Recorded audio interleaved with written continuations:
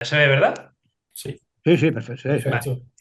Bueno, pues soy Carlos Ruiz del Hospital de Ronda y vengo a presentar un caso titulado daño renal agudo, neoplásico autoinmune. Pues bueno, este es el índice que vamos a llegar a continuación. Bueno, nuestro caso clínico, pues se trata de una paciente de 73 años, una mujer con un antecedente personal de interés de una leucemia linfática crónica en estadio 2B, en vigilancia activa por hematología, que no la derivan a consulta, pues por una clínica consistente en astenia, en seroctarmia, en serostomía, de varios años de evolución, pero que refería un empeoramiento en la última semana. Así como en otras sintomatologías, pues contaba una pérdida de unos 8 o 10 kilos de peso en 4 o 5 meses, sin otra sintomatología a destacar ni constitucional, sistémica ni por aparato. Respecto a la exploración física, pues bueno, la paciente se encontraba estable hemodinámicamente, afebril, constante en rango, no presentaba ninguna lesión cutánea ni hallazgo de patología sistémica en este momento, más que bueno, la presencia de una adenopatía submandibulares blandas, subcentimétricas y móviles que impresionaban de benignidad y el resto de cadenas ganglionares se impresionaban también de normalidad. Y el resto de exploración por aparatos también era normal. Respecto a las pruebas complementarias, pues bueno, destacaba la presencia de una leucocitosis muy marcada, ya conocida por los antecedentes hematológicos de la paciente, una anemia normocítica y neumocrónica y sobre todo un daño renal que no presentaba previamente. En la última analítica hace un mes la función renal era normal y en esta que llegaba a la consulta pues veíamos este daño renal en ese momento. En la analítica de orina que le pedimos, pues el sedimento urinario era negativo, tenía una discreta piuria, pero eh, mínima. El cociente de proteína creatinina estaba ligeramente aumentado, tal y como vemos, con unas proteínas en orina de 229 y los iones en orina se mostraban dentro de la normalidad. En el proteinograma que le habíamos pedido, pues destacaba una hipergamaglobulinemia tipo IgG con un incremento policlonal de la fracción gamma y en los estudios de autoinmunidad realizados, pues sí que destacaba unos anticuerpos ANA positivos, patrón mixto 1,80, siendo positivo para los anticuerpos anti-SSA. El resto de autoinmunidad que se había realizado en ese momento, incluido anti-DNA, ECA, factor reumatoide, complementos y resto de autoinmunidad, así como serología, había resultado negativo. En el resto de las pruebas complementarias hasta la fecha, pues bueno, la radiografía de tórax no mostraba hallazgos relevantes y la ecografía de abdomen y pelvis, pues bueno, a nivel renal, pues mostraba unos riñones de tamaño, posición y cognicidad normales, sin tampoco ninguna alteración de la vía excretora ni dilatación de la vía urinaria. Entonces, bueno, en este momento, pues ante la sospecha diagnóstica de un síndrome de Sjögren establecido con un daño renal agudo tipo BACI2 no filiado, pues decidimos el ingreso en planta, pues ante la posibilidad de que este daño renal pudiera haber sido, pues, bien una causa autoinmune, hematológica o de otra que tuviéramos que descartar. Al ingreso en la planta, pues bueno, pudimos hacerle una anamnesis un poquito más detallada que descartó posibles tóxicos, fármacos y posibles exposiciones que pudieran haber sido responsables de este daño renal. Le pudimos realizar un test de Silmer que resultó positivo para ambos ojos, bastante llamativo, así como una gamografía de las glándulas salivares que, bueno, en resumen, pues sí que pudo mostrar una alteración funcional de las glándulas salivares al haber una ausencia de respuesta en glándulas tanto parotídeas como submaxilares al estímulo excretor. Hablando ante este empeoramiento con los nefrólogos, pues se solicitó una biopsia renal, que bueno, pues lo que mostró fue un infiltrado inflamatorio abundante con células de aspecto linfoide y tubulitis junto con glomérulos esclerosados, siendo todo ello compatible con una nefritis tubulointersticial, tal como vemos en la imagen, pues sobre todo con ese predominio inflamatorio y linfoide abundante que vemos. Entonces, bueno, pues hasta la fecha, pues tenemos el juicio clínico de un síndrome de Sjögren primario establecido con un daño renal tipo nefritis tubulointersticial que pudiera haber sido secundario pues, a este síndrome de Sjögren, a esta leucemia linfática crónica ya conocida o a otros posibles desencadenantes. Pues bueno, ante esta paciente, pues sobre todo nos teníamos que pensar, habiendo descartado alguna otra serie de causas, pues por ejemplo tóxicas, bien farmacológicas o incluso infecciosas, pues no se nos, pues, se nos saltaba la bombilla, ¿no? De que pudiera haber sido algo de una causa autoinmune, ¿no? ¿Y por qué lo podíamos pensar? Pues por una, principalmente por la clínica que comentaba la paciente, que era de predominio sistémico, sin otra sintomatología llamativa por aparato, las pruebas de laboratorio, tanto el sedimento urinario que presentaba, la autoinmunidad y anticuerpos y el resto de serología también apoyaba a esta presunción. La estabilidad radiológica de su enfermedad hematológica ya conocida que pudimos comprobar en la ecografía renal, así como en el body tag que pudimos realizar más adelante una vez estabilizada la función renal. Y por último, una biopsia renal, pues que, como ya hemos comentado, pues que era compatible con una nefritis tubulointersticial y que habiendo descartado el resto de causas que pudieran dar esta nefritis tubulointersticial, nos quedamos con una etiología autoinmune como causa más probable. Así, pues ante nuestra sospecha diagnóstica, pues iniciamos pulso de metilprednisolona, miligramos kilo día durante 3 días y pasando posteriormente a una pauta descendente de prednisona oral. Inicialmente, pues vimos una muy buena evolución, tanto clínica como analítica, en cuanto a la función renal, así como radiológica, pues como ya hemos comentado, a nivel de eco y TAC, body. Así, pues al comprobar esta estabilidad de la paciente y mejoría, pues decidimos una alta hospitalaria con un seguimiento estrecho ambulatorio. ¿Y qué tratamiento hicimos al alta? Pues bueno, continuamos con una pauta descendente de prednisona oral, así como unos suplementos de calcio con vitamina D y bueno, lágrimas artificiales para la sequedad ocular que nos refería. Vimos a la paciente de nuevo al cabo de 3 meses las consultas externas y nos volvía a contar pues una nueva astenia, hiporexia, persistencia de nuevo de sequedad oral, con un empeoramiento franco de la función renal con respecto a cómo se fue en el alta hospitalario. En ese momento pues decidimos administrar nuevos cursos de metilprednisolona durante 3 días con una mejoría de función renal y repetir de nuevo una pauta de prednisona oral al alta e iniciar esta vez una dosis de micofenolato. Empezamos con 500 miligramos cada 12 horas asociado a trimethoprim sulfametosazol como prevención de infecciones oportunistas. El seguimiento hasta la fecha de 4 meses desde que iniciamos este tratamiento, pues ha sido una estabilidad clínica y analítica con una función renal, pues que ya se va asemejando cada vez más a las cifras renales en las que partía la paciente desde un principio, ¿no?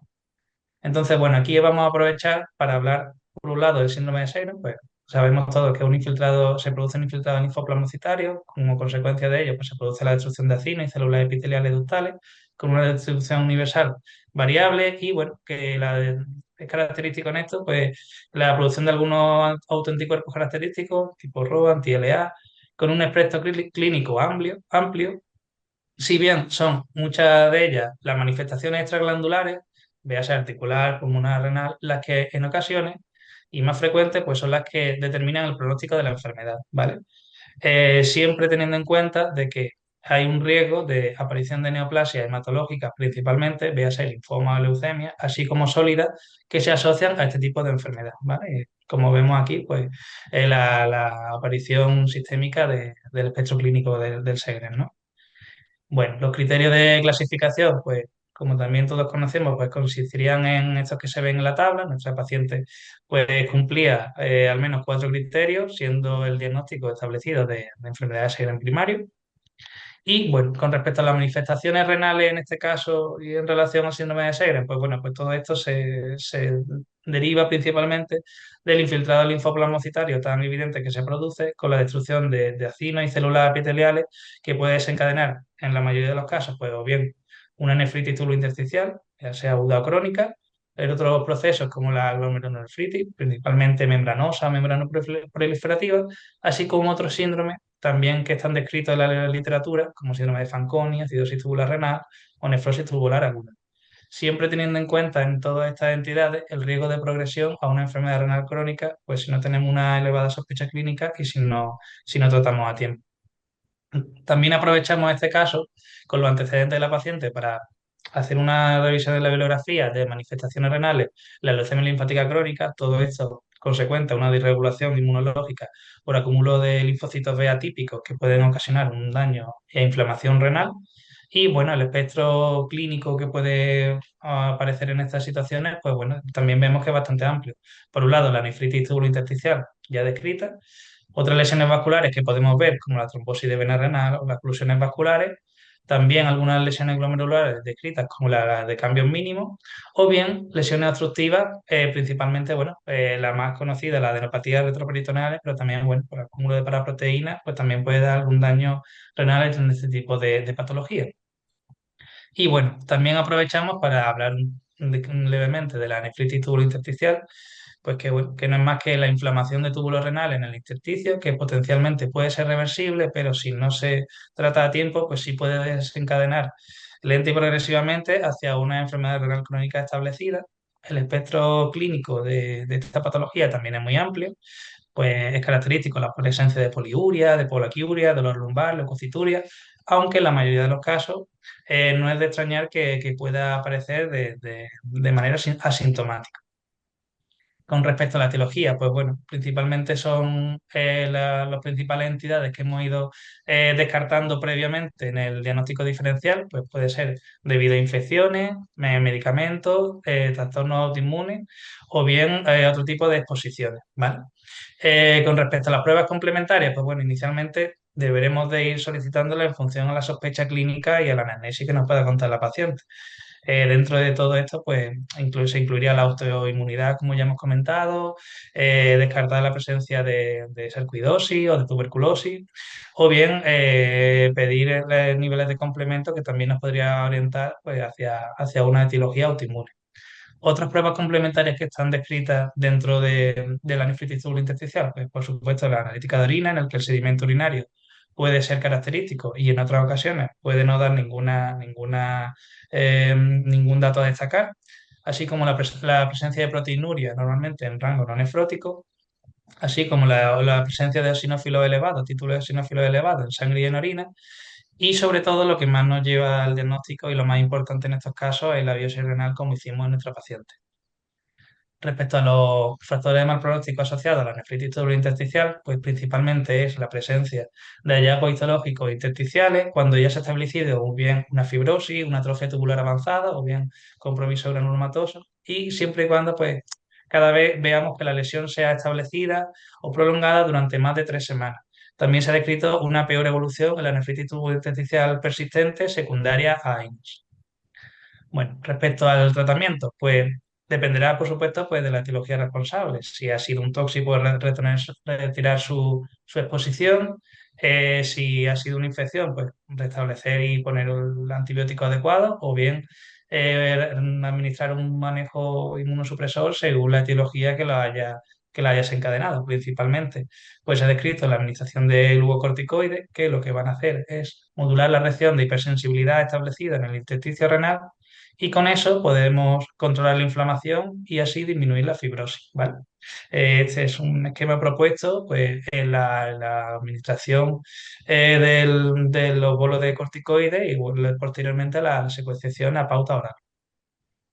Respecto al seguimiento, pues bueno, lo fundamental en esta entidad pues, será realizar una monitorización periódica de función renal y posibles toxicidades asociada al tratamiento que estaremos administrando, la vigilancia en estas situaciones de infecciones oportunistas por la situación de inmunosupresión que tendrá nuestro paciente y además evaluar la continua, una evaluación continua para, bueno, pues para estar pendientes de unas posibles recaídas y detectar corticoresistencia como pudimos ver en nuestra paciente. En este escenario, pues bueno, sí que es verdad que hay una menor evidencia disponible, siempre basado en los resultados de la biopsia renal y hacia dónde nos puede orientar la causa, y se recomienda al menos, pues, siempre y cuando haya una ausencia de mejoría, pues aquí la cronicidad es un poco variable. Algunos dicen que si al menos después de una semana no mejora, o otros aquí incluso te dicen entre 2 o 3 semanas, plantear otros fármacos como el micofenolato, como fue nuestro caso, la ciclosporina o la ciclofosfamida. Entonces, bueno, me pareció interesante el caso, pues, porque vemos aquí esta triple asociación, ¿no? Entre estas tres entidades, la patología renal, la hematológica y la sistémica, y que, bueno, de un modo u otro, pues las tres están relacionadas entre ellas y que en un primer momento, pues, la presencia de su antecedente hematológico, pues, no suponía, pues, un factor distractor en un principio, pues, para ver hacia dónde teníamos que orientar el diagnóstico y el tratamiento, porque según el diagnóstico, pues nos alejaba más hacia una línea de tratamiento u otro totalmente en sentido contrario. Y bueno, respecto a las conclusiones, pues bueno, destacar que es fundamental, como hemos visto, un abordaje multidisciplinar en el daño renal, ya que aquí no solamente estuvimos implicados, en este caso los internistas, sino que también estuvimos pues estrechamente en contacto pues con los nefrólogos, con los hematólogos, ¿vale? Sobre todo en este tipo de patologías sistémicas, en los que es fundamental este abordaje, como comento, para una evolución favorable y una recuperación pues mejor. Siempre la nefritis intersticial la tendremos que considerar dentro del diagnóstico diferencial de insuficiencia renal en pacientes con patología autoinmune y que para su diagnóstico, pues como hemos comentado, se requiere una alta sospecha clínica y un tratamiento precoz para una correcta evolución y evitar el daño crónico. Y ya por último, pues la evolución periódica de la función renal y prevención de infecciones oportunistas son fundamentales durante el empleo de inmunosupresor de la nefritis intersticial para una mejor evolución. Y bueno, esta sería la bibliografía, que la hemos destacado también previamente. Y bueno, muchas gracias por todo.